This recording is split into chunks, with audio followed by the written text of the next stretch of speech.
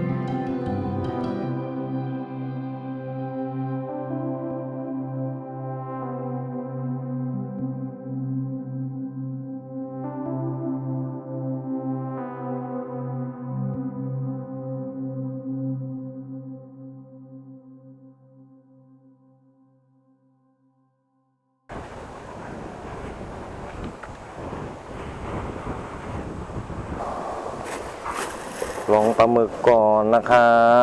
บเสียบเบียร์แบบระดับโปรเฟชชั่นอลเขาเสียบกันแบบนี้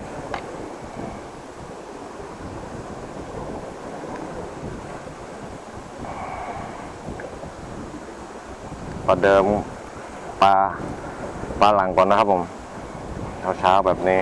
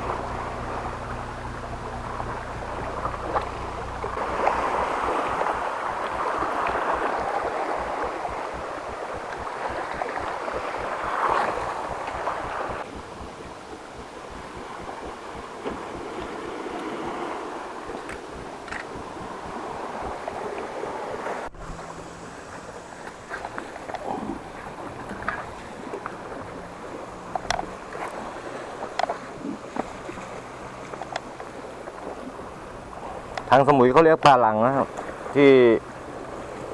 น่าจะเป็นเป็นพันธุ์เดียวกับพวกปลากระพงเหลืองข้างเหลือง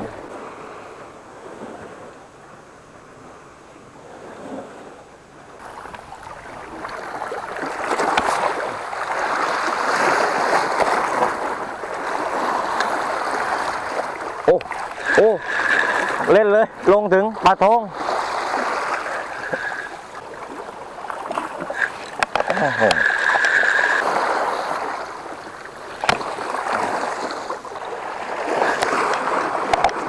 า มา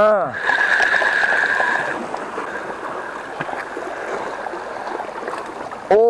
ไซส์สวยในตลาดนี่โล170แล้วนะครับไซส์นี้แหละ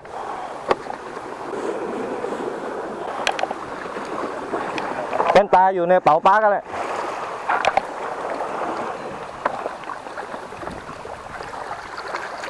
โอ้ยนี่โอ้ยขาดเลยเอา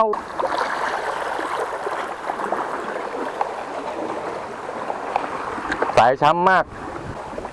โอ้เสียดายหัวมันหัวตะขาบทะเลปลาก็เริ่มกินแล้วด้วยเสือกดันมาขาดไม่ได้ตกนานมากแล้วนะครับพอมาตกนี่ก็สายเอ็นเนี่ยเขาเริ่มเปื่อยนักตกปลาก็จำไว้นะครับเวลาจะมาตกปลาหรือว่าจะเก็บคันเบ็ดเนี่ยก็เก็บให้ดีๆนะครับอย่าให้คันเบ็ดโดนหนูแทะนะฮะหรือไม่ก็อย่าให้สายเอ็นเนี่ยอยู่ในสภาพที่เน่าเปื่อยจนเกินไปนะฮะอันนี้ก็ยังพอใช้ได้แต่ว่าไม่รู้ว่ามันชำรุดตรงไหนบ้างเพราะว่าทิ้งไว้นานมากต้องวัดดวงกันไปแล้วครับตรงบริเวณโขดหินแบบนี้ผมก็ต้องใช้การตกปลาแบบใช้วัสดุแบบประหยัดนะก็คือใช้แบบว่าดัดแปลงเอาเองแล้วก็ไม่ได้ใช้ลูกหมุนอะไรแต่ก็คือมันตกได้เวิร์กมากถ้าทำแบบนี้นะฮะเดี๋ยวชิ้นเล็กลุ้นปลาใหญ่ครับผมงานนี้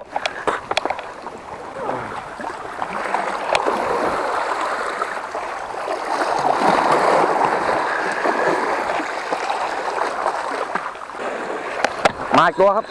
มาเข้าหินมาสิ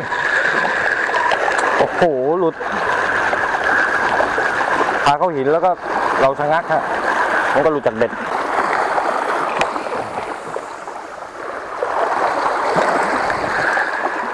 มาไหม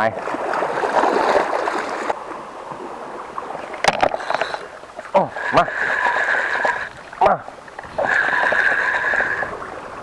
นี่แหละฮะว่าทำไมมีเพิ่มแรงดึงได้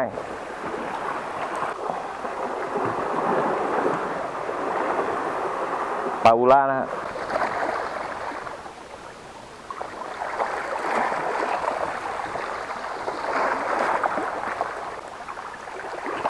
โอ้โหกดมาเลย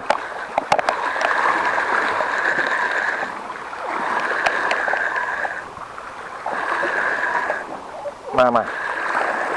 Come on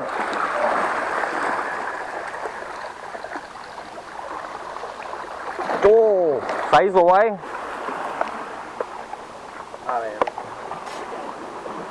ปลาฝรั่ง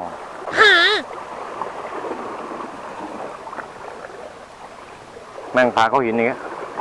โอ้โหมาแม่งมา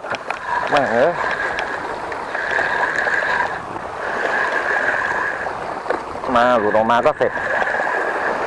มาหาพระป่าเนี่ย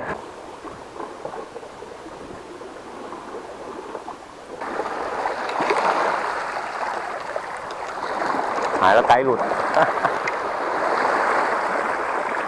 ไกด์หลุด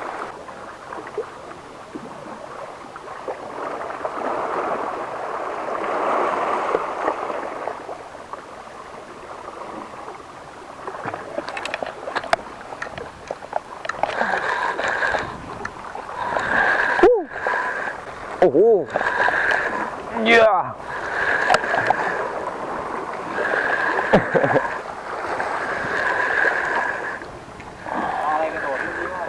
เห็นละโอ้ไซส์สวยสวยมากไซส์นี้เต็มกระทะเลย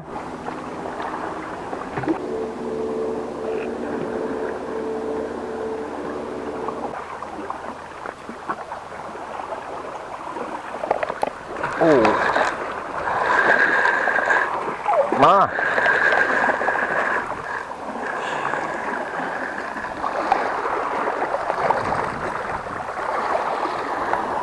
ใส่เล็กนิดนึงครับ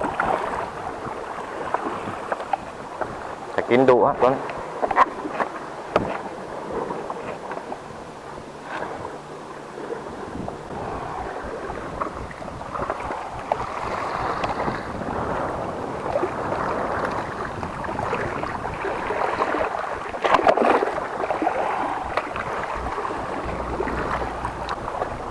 perfect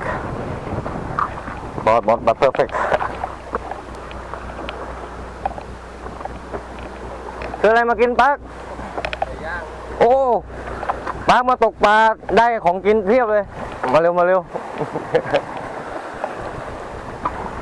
าซาบิแต่ไม่รู้ว่าโอ้ได้วาซาบิด้วยสุดยอดเดี๋ยวเราจะทำซูชิกินกันนะ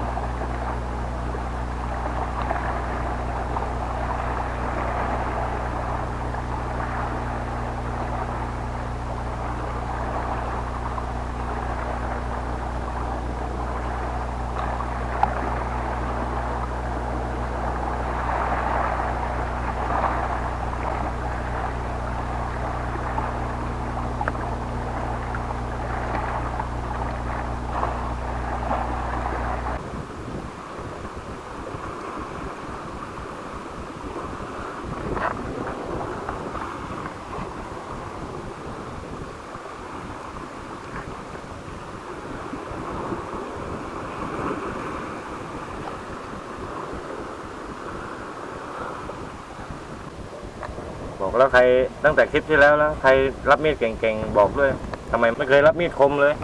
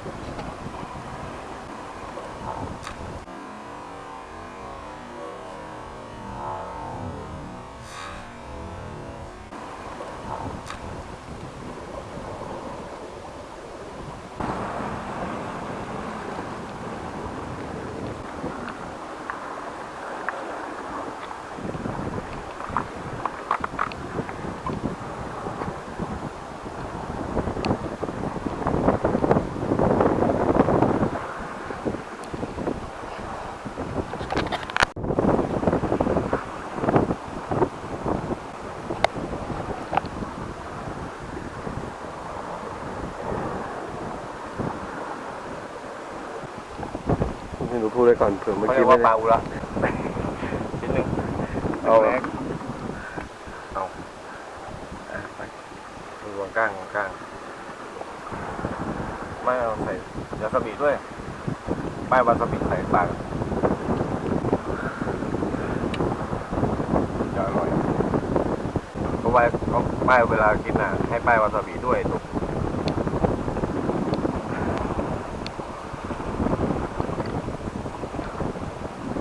เกิดไม่ตกได้แค่รสชาติเป็นเลยไม่คาววา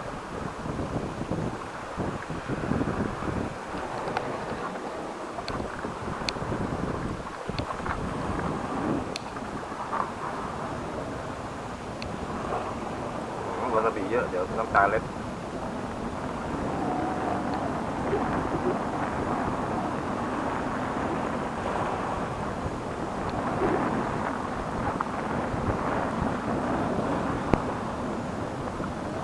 นี่กำลังกินอยู่นี่เรียกว่าปลาอะไรครับผม อ๋อนี่เรียกปลาอุระปลาอุระปลาอุระหรือว่าปลาแหนบ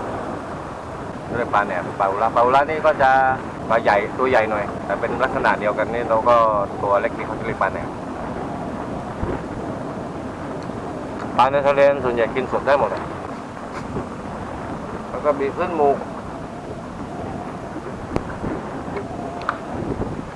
หายหวัดเลยปลาไหลเลย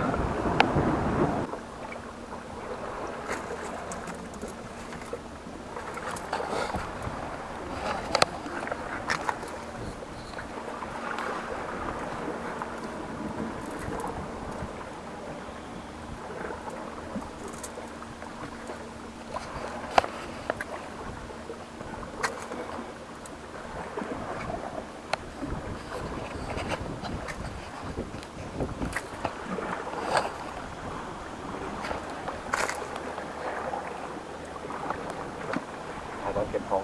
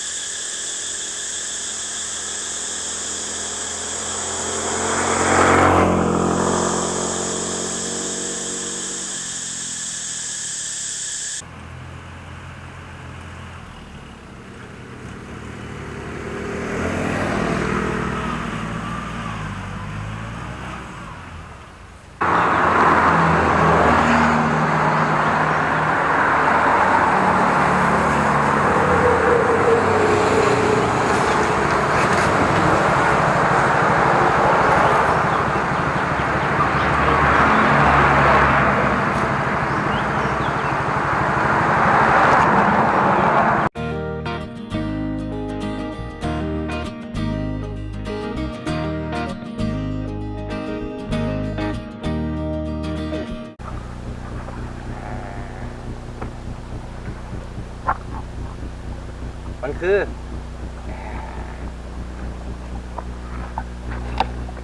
คนสีทะเลไง